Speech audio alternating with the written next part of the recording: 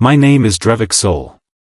I am a war historian of the Velon Empire, and I have documented 47 planetary surrenders, 9 royal executions, and one very uncomfortable situation involving a species that communicated entirely through sneezing. None of that, not a single moment of it, prepared me for what happened inside the Grand Court of the Zhorvani.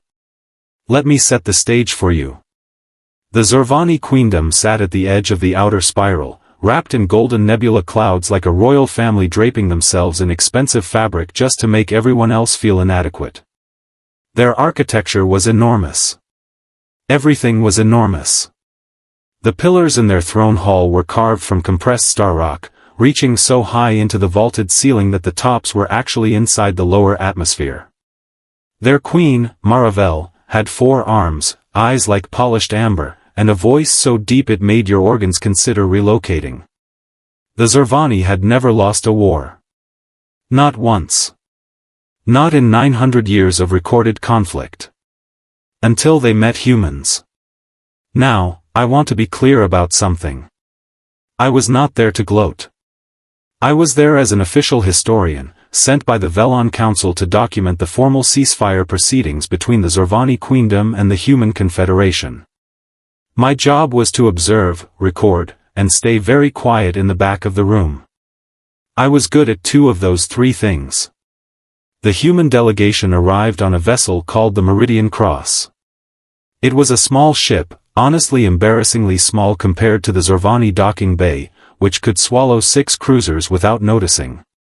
But out walked 7 humans, dressed in dark uniforms, calm as anything, like they had not just spent the last 3 years grinding the most feared military force in the outer spiral down to a formal peace request.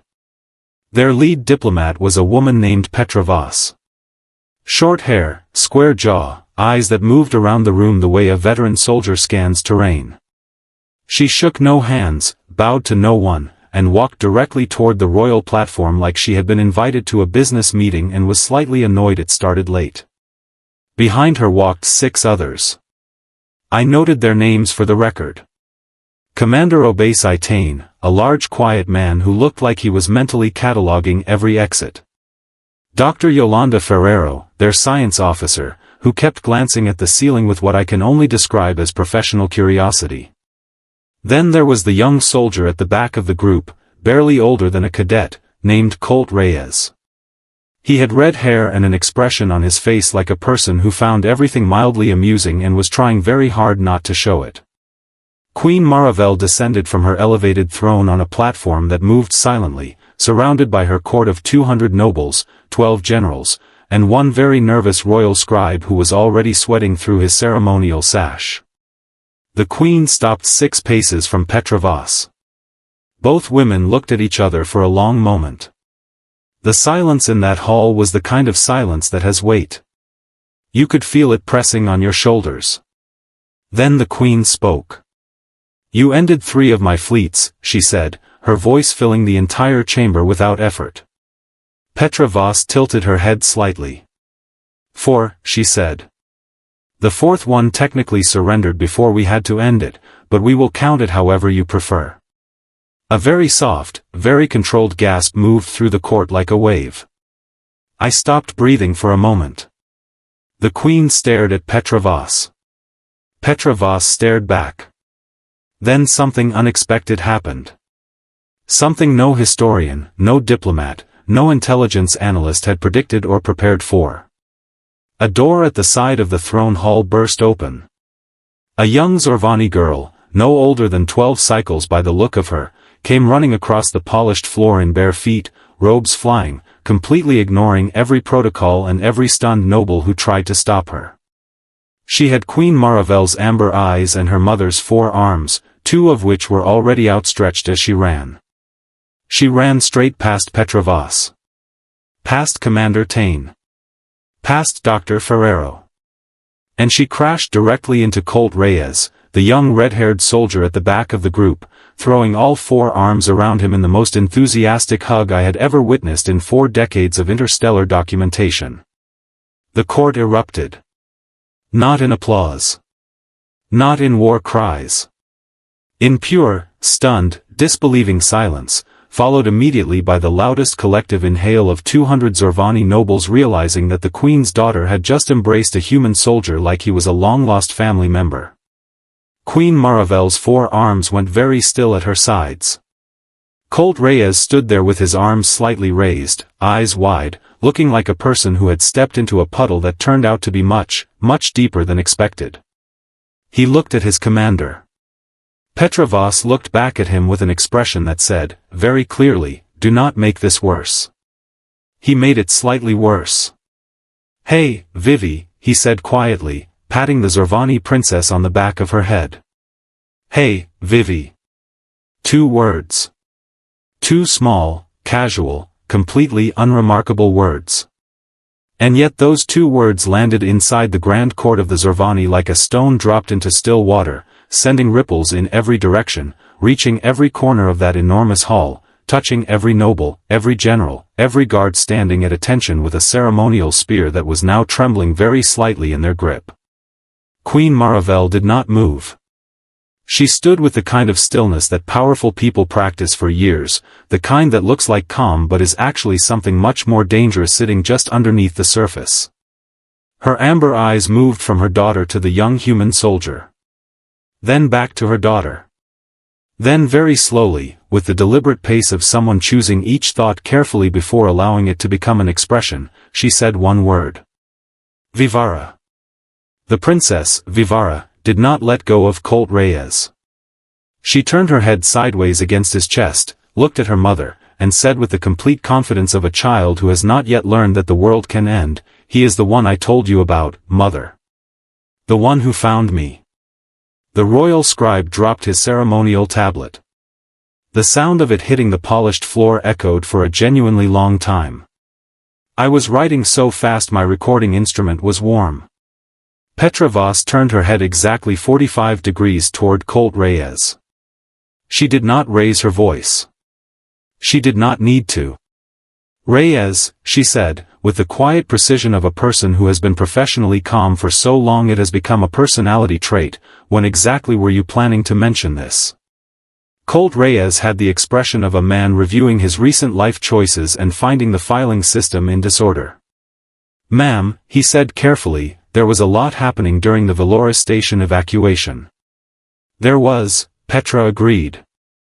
And somehow, inside all of that, you found time to personally rescue the daughter of the Zhorvani queen. She was in a supply corridor. Alone. There was debris. And you said nothing. I did not know who she was.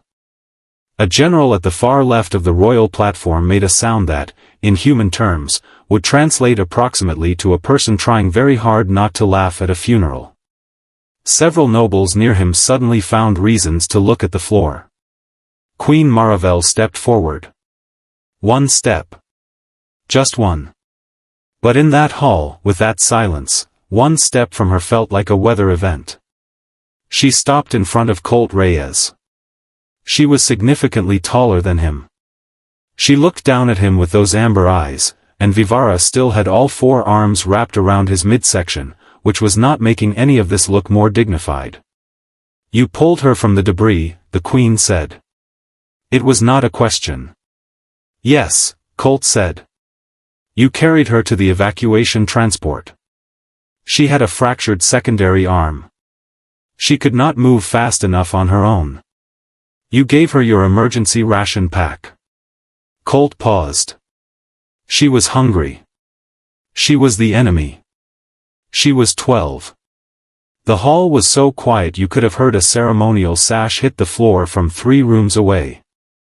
Queen Maravel looked at this young human soldier with an expression that moved through several phases, starting somewhere near suspicion, traveling through something more complicated, and arriving at a destination that no one in the court had expected to see on their queen's face today.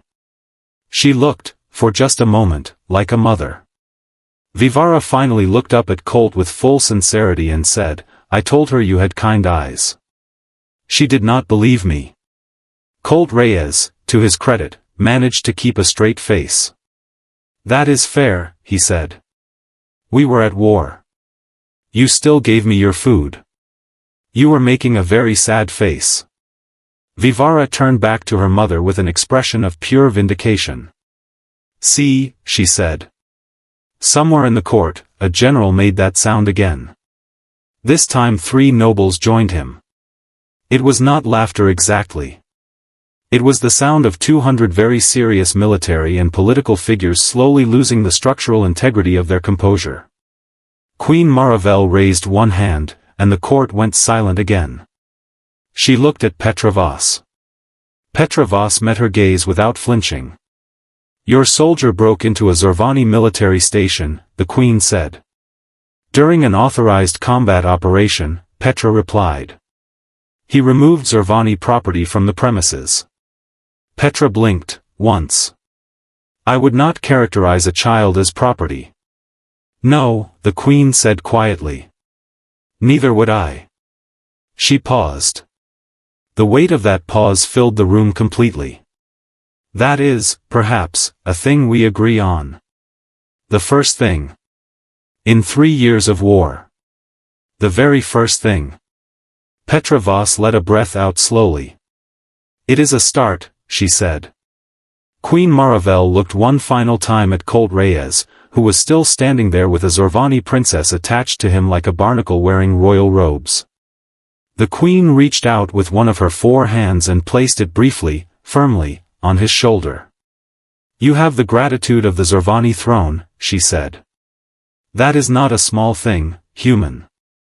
Colt Reyes nodded once. "Yes, your majesty," he said. Vivara finally released him, stepped back to her mother's side, and took her hand. The queen looked down at her daughter, and in that look was every complicated feeling a ruler carries, the weight of 900 years of unbroken pride, a war that had finally cost something real, and a 12-year-old girl who had recognized kindness across enemy lines before any diplomat or general had managed to find common ground at a table. Peace, as it turned out, had not started with a treaty. It had started in a debris-filled supply corridor, with a ration pack, and a soldier who did not ask which side a hungry child was on. I wrote every word of it down. All 47 planetary surrenders, all 9 royal executions, and every uncomfortable moment I had ever documented across 4 decades of interstellar history, none of it would be remembered the way this would. The day the Zhorvani queen's daughter hugged a human soldier, and the queen herself could find no argument against it.